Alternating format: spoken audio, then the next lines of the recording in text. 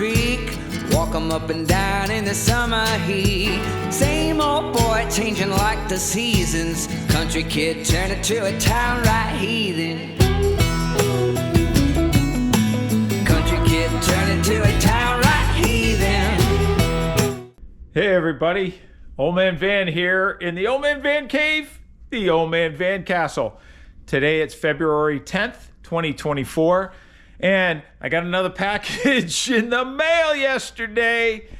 Here she is. It's another shoe box. Today I have the Saucony Guide 17. Let me see if you can see that right there, 11.5 US. This, I hear, is a total redesign of the Saucony Guide series. So let's take a look. Opening the box, just plain old, packing paper here. And let's take a look at this shoe. So, really nice colorway here. You've got this dark blue with a lighter blue into the white midsole. Looks totally different than the Saucony Guide 16. Man, a total redesign here. More stack height, still power run, but man, it looks really, really cool. From what I hear, there's also a lower drop on this, so we'll get into the details in my first run review.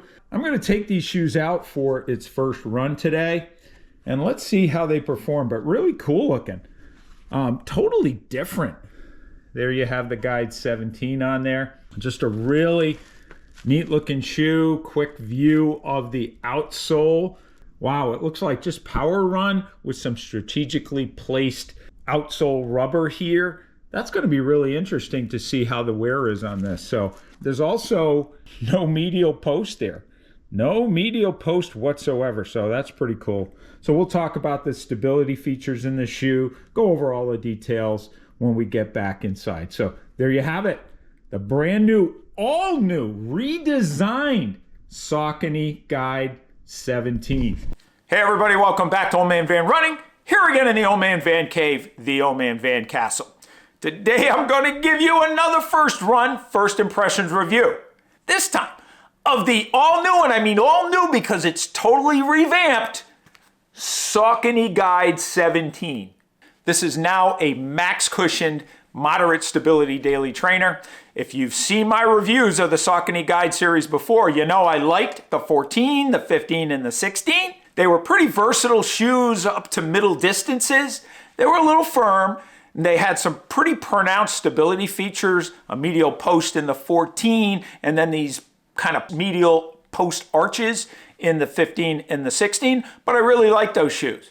Now, the Saucony Guide 17 has been totally revamped, and I think this shoe might turn out to be an even more versatile shoe. So before we get into the details, I took the Saucony Guide 17 right out of the box on a marathon pace run, an 8-mile marathon pace run, and then 2 weeks later, I took it on a 15-mile progression run. And I'm going to tell you, both of those runs went pretty darn well. So let's get out, I'll show you a few clips of those runs, and then we'll get back in the house and we'll talk about the details. First run in the Guide 17s from Saucony. Feeling pretty good. Nice turnover. I'm about 174 steps per minute, so good turnover. Pretty quick feeling. Still the old power run, but feels a little softer than the 16. And stability is pretty good. Okay, 4 miles in, 34:48, or actually 34:40, or a little bit lower than that. So I'm in the mid-8s, feeling pretty good, keeping the cadence up. So far, so good. The Guide 17s are running really well. No issues so far. Pretty quick turnover. Nice little rocker in the front. So, and there's a little bit of flexibility.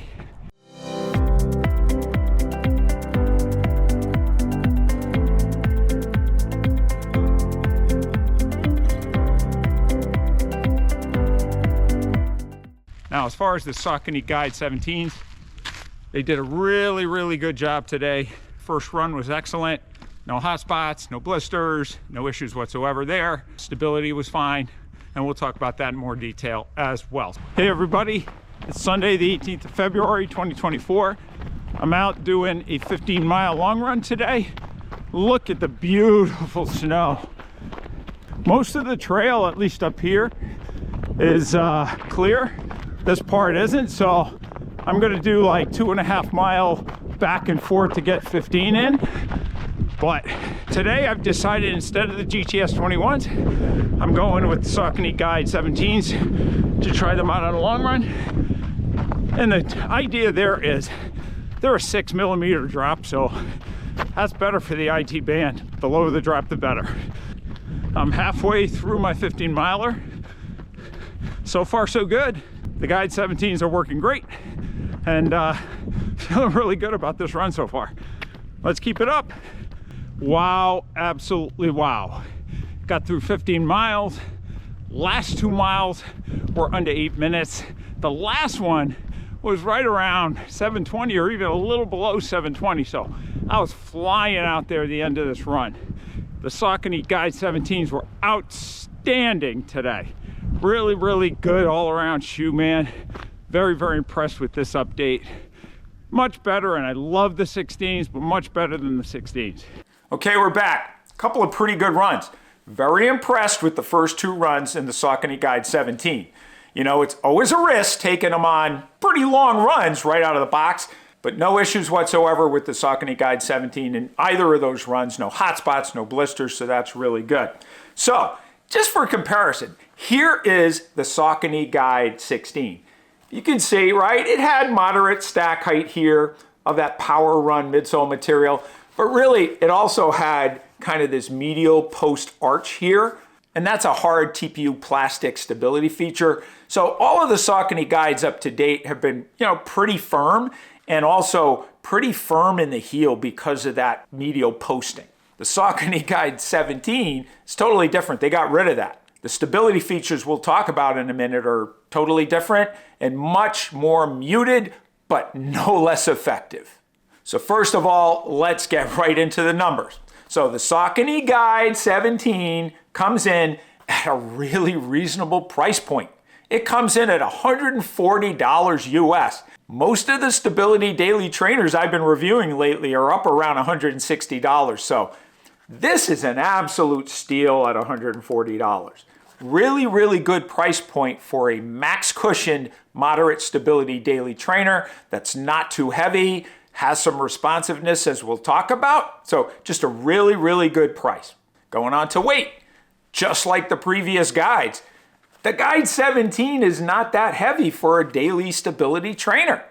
It comes in at 9.4 ounces in a men's size 9. That equates to, I believe, 269 grams.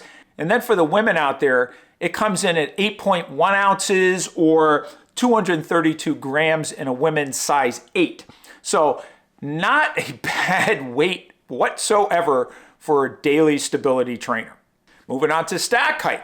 Now, they've added 2 millimeters in the forefoot to the Guide 17. So now you have a stack height of 35 millimeters in the rear foot and 29 millimeters in the forefoot. Now, what that means is, because they've added 2 millimeters to the forefoot, we now have a lower drop. Now we've gone from 8 millimeters in the previous guides down to 6 millimeter heel to toe drop. I'm going to tell you, I really like it. You know, I like the 8 millimeters. I come from the Adrenalines originally, which are 12 millimeters. Can't wear those anymore. I'm wearing 10 millimeters on some of my shoes, like the Glycerin GTS 20 and some of those. But I'm really starting to like the lower drops, and I've adapted pretty well to them, and I think they're better for you. So 8 millimeters is really good, but I really like the 6 millimeters in this shoe. It feels really good, and we'll talk about that in the performance section. Now let's get into construction. So a nice engineered mesh upper here. Very, very pliable, just as pliable as the previous version. Very soft, not a lot of overlays. It's got an external overlay in the toe box, right, to reinforcement around the toes. I really like that because I've had some issues with some shoes with that internal reinforcement. So I like that it's on the outside. Again, really soft, breathable, had no issues with it out in the field. Not a lot of overlays outside of the Saucony logo. There's just some very, very small light overlays here. Nothing major. There's also on the medial side, you've got a little bit of a overlay strap here. You've got a bit of an overlay just to firm up the heel counter here. It's firm, but it's not hard, and it's a little bit soft up top. So not a lot of overlays to provide structure, not really necessary. There are some reinforcements around the eyelets, which is really good. Keeps those laces from wearing through, so that's really good. But nothing major there that would add weight, and nothing that's really necessary based on the design of this shoe and how the stability features work. Moving up to the laces and the tongue, the laces are flat, but they're not thin. They got a little bit of bulk to them, but they're not round. And you know I don't like round laces or really stretchy laces. Really good there with the laces, no problems whatsoever. The tongue is gusseted. It is gusseted. It has some padding here, but it's not overdone. I would say it's kind of like mid-level from a padding standpoint. It's not as padded as like the Glycerin GTS 20 or the Asics Gel Kayano 30s or any of those shoes, but it's not thin like a racing shoe. So just very, very comfortable. Had no problem getting a good lockdown, and I had no discomfort over the top of my foot when I laced it down. Really, really good there. No issues whatsoever. Now, in the ankle collar, it's padded, well padded ankle collar here, well padded heel collar, kind of mid-level padding there. So really, really good. There's actually a little bit of a cutout right here at the top of the heel collar. No pressure on my Achilles whatsoever. I already mentioned the heel counter is kind of firm. No issues there whatsoever. Very, very comfortable, and I got a good lockdown throughout the shoe. I will say there's plenty of room in the toe box, actually a little more room in the toe box than in the previous version. So more accommodating, but wasn't too loose. I had no hot spots or blisters whatsoever, as I already mentioned. Part of that is due to, right, the fit in the forefoot. It's not too tight in the midfoot. It's snug enough, but not bad whatsoever. The sock liner is still the form-fit sock liner that Saucony uses. That's very comfortable. It's got a little arch support there. Not overdone, but enough. The upper's really, really good. I'm going to tell you, I give the upper probably a 9.5 out of 10. Really, really good job with the upper, Saucony. Moving on to the midsole. The midsole is all power run, but there's more of it, right? 2 millimeters more in the forefoot. It just feels softer. Part of that is on the medial side, you see, there's no medial post there. So it's just all power run throughout that midsole. A little bit more in the forefoot, as I said, but it's really, really comfortable. Now, to add a little more cushion, they actually, in the sock liner is made of Power Run Plus. That's a little bit softer material. So you have that nice, decent stack height on the midsole, and then you have that added Power Run Plus in that sock liner. So it really makes for a more cushioned ride than the previous versions. I'm very impressed with the improvement. Also on that midsole, there is a little bit of flexibility, which is really good despite, the thickness of this midsole. So I'm going to give the midsole right here, say a 9.3 out of 10. Just a really good workhorse everyday midsole. Soft enough, not too soft, has a little bit of spring to it. More of that's related to the rocker here, but it's just a good workhorse everyday midsole material. They haven't really updated it over the last few years, but they haven't needed to at this point, and the improvements they've made in this shoe have made this midsole kind of stand the test of time. Going out to the outsole, less rubber coverage than the previous version, and you can see that right here. There was a lot more rubber coverage on the previous outsoles, and I really like the durability of the Saucony Guide outsoles. They just last forever. Less of that rubber coverage on the outsole. Now you've got more exposed power run here. It's going to be interesting to see if this outsole is going to be as durable as the previous versions. But so far, after a couple of runs, I don't really see any noticeable wear, so that's pretty good. We shall see. I've got, 15 and 8 miles, so I've got 23 miles in these shoes. So once we get to 100 miles, we'll have a much better picture of that. I'll give the outsole, say, a 9.3 out of 10 right now, because I just need to see if the less outsole coverage will maintain the same level of durability as the previous versions. Now let's get into stability. This is where this shoe really shines. As I mentioned, the previous versions, right, they had either a medial post in the 14 or these kind of TPU arches, which were basically a medial post in the 15 and the 16. So they were a little firm, right, on heel strike, and there was a little bit less power run in the forefoot. So, they were a little firmer, those shoes. Now, what Saucony has done here is done what a lot of companies are doing, and they're going away from medial posts, and they're incorporating things like sidewalls, wider bases, kind of guidance lines, those sorts of things. So let's take a look at this. So as you can see in the rear foot, you've got this nice bevel here, but you've got a very wide base. Wide base in the rear foot, wide base throughout the length of the shoe. You can see how the midsole flares in the forefoot. So you've got a very wide base here. Also, you can see these pronounced sidewalls on the lateral side and on the medial side. What that does is keep your foot kind of cupped into that midsole. Kind of works like bowling alley bumpers, right? You've heard me say that on some of the other shoes. Just keeps you aligned there. Saucony calls all of these features their center path technology, and all it does is with those sidewalls, the wide base and everything, it just keeps you centered and prevents overpronation or oversupination as you go through the gait cycle. Now you also have this very pronounced bevel that I mentioned in the back there that really provides a smooth transition through the gait cycle.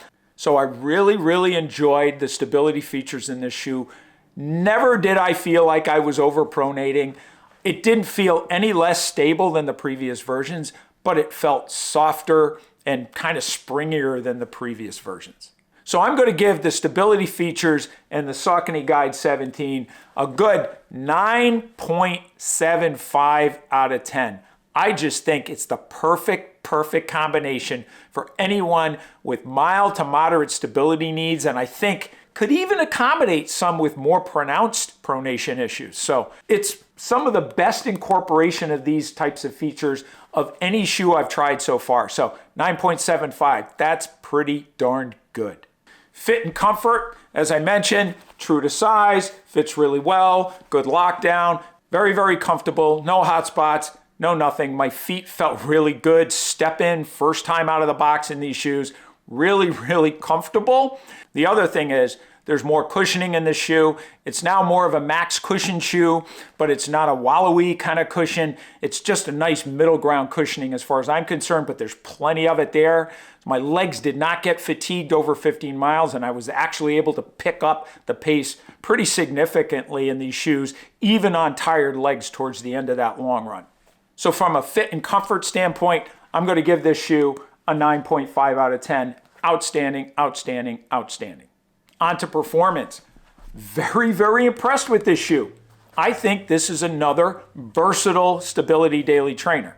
The weight, 9.4 ounces in a men's size 9 or 8.1 ounces in a women's size 8. That's pretty decent for a stability daily trainer. And the big thing now is that this shoe can go to the longer distances. With that additional power run in the midsole, with that Power One Plus in the sock liner, this shoe now is a shoe that you can use for all distances. And what I was really impressed with was the performance.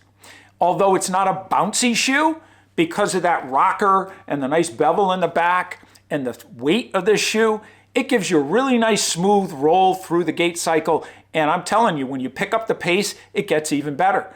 I was very impressed that I could go for slow, easy paces and feel comfortable, but then pick it up relatively easily.